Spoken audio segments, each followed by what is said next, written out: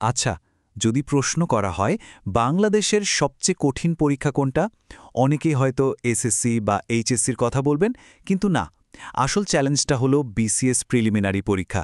আর আজকের আলোচনাটা ঠিক এই কঠিন পথটা কিভাবে পাড়ি দেওয়া যায় তা নিয়ে। পরিসংখ্যানটা শুনলে একটু ধাক্কা লাগতে পারে। প্রায় 90 থেকে 95% পরীক্ষার্থী প্রিলিমিনারি পরীক্ষায় পাশ করতে পারেন না।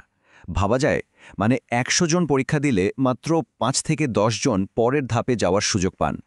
এটাই কিন্তু এই পরীক্ষার আসল চ্যালেঞ্জটা চোখে আঙুল দিয়ে দেখিয়ে দেয়। তো এই সংখ্যাটা শুনে হতাশ হওয়ার কিন্তু একদমই কারণ নেই। কারণটা কি জানেন? কারণ সঠিক স্ট্র্যাটেজি আর একটা পরিষ্কার প্ল্যান থাকলে এই কঠিন পরীক্ষাতেও কিন্তু সফল হওয়া যায়। চলুন দেখি কিভাবে এই বাধাটা টপকানো যায়। আচ্ছা, তাহলে এবার একটু গভীরে যাওয়া যাক, কি বলেন? একটা কথা মাথায় রাখতে হবে, বিসিএসের সাফল্য কিন্তু শুধু দিনরাত মুখস্থ করার উপর নির্ভর করে না। এর শুরুটা হয় একটা সুস্পষ্ট কৌশলগত প্ল্যান দিয়ে। এই যে 4টি ধাপ দেখা যাচ্ছে, এগুলোকে বলা যায় বিসিএস প্রস্তুতির একদম ফাউন্ডেশন বা ভিত্তি। প্রথমত সিলেবাসটা খুব ভালো করে বুঝতে হবে। তারপর পুরনো প্রশ্নগুলো ঘেঁটে দেখতে হবে কি ধরনের প্রশ্ন আসে, কোন টপিক বেশি গুরুত্বপূর্ণ। এরপরের কাজটা হলো নিজের দিকে তাকানো, কোন বিষয়ে আমি ভালো আর কোথায় আমার দুর্বলতা, এটা খুঁজে বের করা। আর সবশেষে এই সব কিছুর উপর ভিত্তি করে একটা রুটিন বানানো। এই 4টা ধাপ কিন্তু কোনোভাবেই বাদ দেওয়া যাবে না।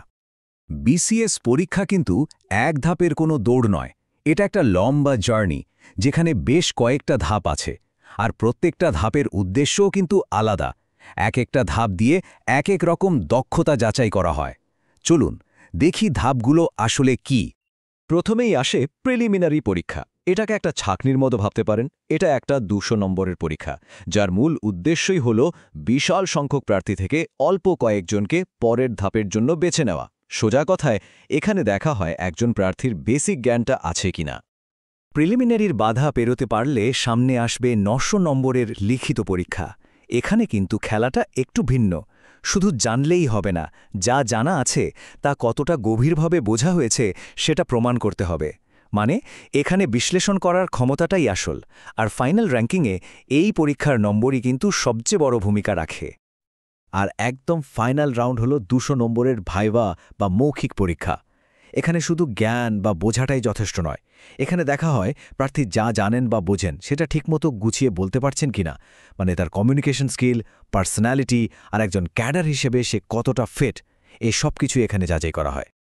তো যেহেতু প্রিলিমিনারি হলো প্রথম এবং সবচেয়ে বড় বাধা, এটার জন্য একটা ভালো স্ট্র্যাটেজি থাকাটা খুব জরুরি। আর সবচেয়ে স্মার্ট স্ট্র্যাটেজি হলো কোন বিষয়ে কত নম্বর আছে সেটার উপর ভিত্তি করে পড়াটাকে সাজানো। মানে যেখানে নম্বর বেশি সেখানে বেশি ফোকাস করা। এই 4টা একটু ভালো করে খেয়াল করুন। বাংলা, ইংরেজি, বাংলাদেশ আর আন্তর্জাতিক বিষয়াবলী, শুধু এই 4টা বিষয় মিলিয়েই কিন্তু 200 নম্বরের মধ্যে 120 নম্বর চলে আসছে, মানে অর্ধেকেরও বেশি। তার মানে কি দাঁড়ালো?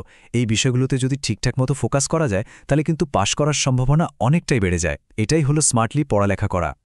শুধু কৌশল আর রুটিন থাকলেই কিন্তু হবে না। এই লম্বা জার্নিতে টিকে থাকার জন্য একটা সঠিক মানসিকতাও দরকার। তো চলুন এবার সেই ব্যাপারগুলো নিয়ে একটু কথা বলি, যা পুরো প্রস্তুতির সময়টাতে মানসিকভাবে শক্ত থাকতে সাহায্য করবে।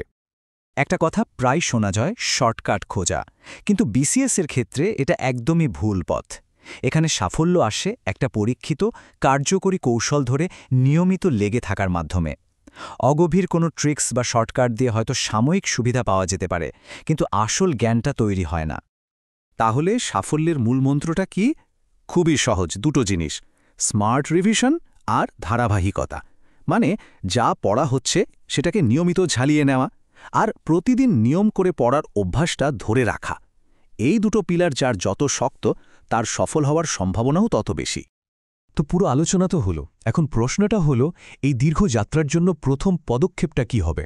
আশা করি এই আলোচনাটা একটা পরিষ্কার ধারণা দিয়েছে, আর শুধু শেখার পর্যায় থেকে বেরিয়ে এসে এবার আসল কাজটা শুরু করতে উৎসাহ দেবে।